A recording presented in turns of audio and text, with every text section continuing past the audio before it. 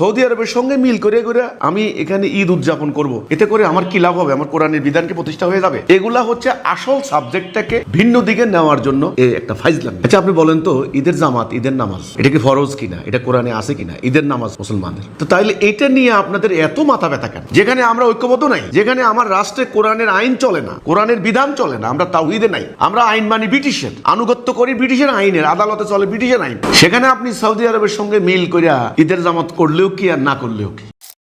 আপনারা কিন্তু গত বছরও কিন্তু আমাকে প্রশ্নটা করছেন, হয়তো মনে করছেন যে এখন এটা একটা বার্নিং ইস্যু, মিডিয়া এটাকে সামনে আনে, যে আপনারা কি মনে করেন সৌদি আরবের সাথে একদিন মিলাইয়া ঈদ করবেন নাকি? এইটা আমার কাছে কোনো আলোচ্য বিষয় না, আমি এটাকে কোনো বিগ ফ্যাক্টর মনে করি না, এটাকে কোনো মেইন সাবজেক্ট না, এটা কিছু না। আচ্ছা আপনি বলেন তো, ঈদের জামাত, ঈদের নামাজ এটা কি ফরজ কিনা, এটা কোরআনে আছে কিনা? ঈদের নামাজ মুসলমানদের, তো তাইলে এটা নিয়ে আপনাদের এত মাথা ব্যথা কেন? আমাদের সিম্পল, এটা আমাদের একটা কালেকটিভ ডিসিশন হচ্ছে যে আমাদের এখান থেকে চাঁদ দেখা, আমরা বাংলাদেশ থেকে চাঁদ দেখে রোজা রাখবো, চাঁদ দেখে রোজা ভাঙবো, শেষ, হিসাব শেষ।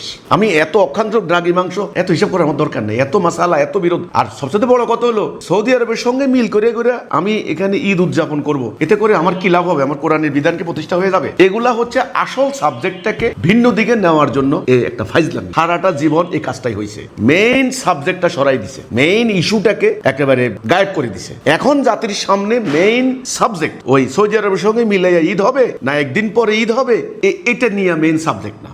মেইন সাবজেক্ট হচ্ছে তাড়াতাড়ি জাতিটাকে ঐক্যবদ্ধ করা, যেটা আমি বারবার যেটা গুরুত্ব দিচ্ছি, আগে ঐক্যবদ্ধ করেন। যেখানে আমরা ঐক্যবদ্ধ নাই, যেখানে আমার রাষ্ট্রে কোরআনের আইন চলে না, কোরআনের বিধান চলে না, আমরা তাওহীদে নাই, আমরা আইন মানি ব্রিটিশের, আনুগত্য করি ব্রিটিশের আইনের, আদালতে চলে ব্রিটিশের আইন, সেখানে আপনি সৌদি আরবের সঙ্গে মিল করিয়া ঈদের জামাত করলেও কি আর না করলেও কি? এটা হলো আমার কথা। যেখানে নামাজ হচ্ছে মোমেনের জন্য, সালাহ হচ্ছে মোমেনের জন্য, রোজা হচ্ছে মোমেনের জন্য, আগে মোমেন হন, একটা জাতি হোক, সেই জাতির অবিসংবাদিত নেতা যিনি খলিফাতুল মুসলিমিন আমিরুল মুমিনিন, তিনি বসে একটা সিদ্ধান্ত দেবেন। যারা জ্যোতিষ শাস্ত্র সম্পর্কে অভিজ্ঞ, জ্যোতিষবিদ এবং মানে বৈজ্ঞানিক যারা আছেন, বিজ্ঞানী, তাদের সাথে আলাপ আলোচনা করে, এরপরে শরিয়া সম্পর্কে বিশেষজ্ঞ, তাদের সঙ্গে আলাপ আলোচনা করে একটা অথরিটি, একটা কর্তৃপক্ষ সিদ্ধান্ত দিবে ঈদ কবে হবে, জামাত কবে হবে, খুতবা কে দিবে, কি কি খুতবা হবে। এখন তো যে হুজুরের মনে চায় সেই হুজুরে খুতবা দেয়, মনের মাধুরী বিষাইয়া, এখান থেকে একটুকু, এখান থেকে একটুকু, এখান থেকে একটুকু। ইসলাম তো ভাই এরকম না।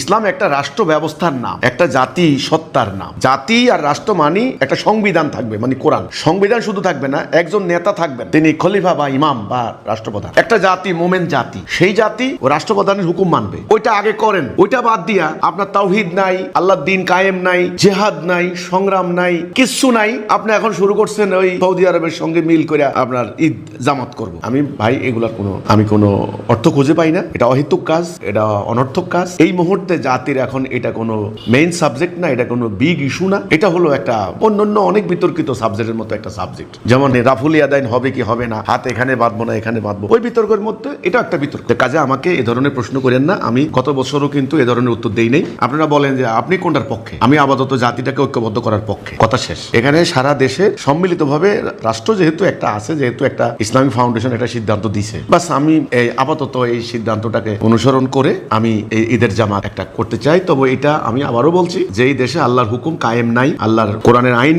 প্রতিষ্ঠিত নাই, সেই রাষ্ট্রে কিন্তু প্রকৃতপক্ষে জুমার নামাজ, ঈদের নামাজ, এগুলি তার হক আদায় হয় না। এগুলো আলেমরা জানে, ঠিক আছে? ইসলামী রাষ্ট্র ব্যতীত এগুলো একটা রাষ্ট্রীয় ইবাদত, জাতীয় ইবাদত। আপনার জুমার নামাজ, ঈদের নামাজ, এই ব্যাপারগুলির জন্য ইসলামের রাষ্ট্র শর্ত আছে, আপনার মাসালার কেতাবে আছে, ফতোয়ার কেতাবে আছে, অনেকগুলো ফতোয়ার নাম আমি বলতে পারবো আপনার। এটা তো কাজেই আগে শর্ত পূরণ করে, তারপরে আপনি ওই সৌদি আরবের সঙ্গে মিল রেখে করবেন নাকি করবেন, এটা পরে, আগে শর্ত পূরণ করে, এই হচ্ছে কথা। কাজে এই অনর্থক সাবজেক্ট নিয়ে আমি ভাই কোনো মন্তব্য করতে রাজি নেই, অহেতুক সাবজেক্ট।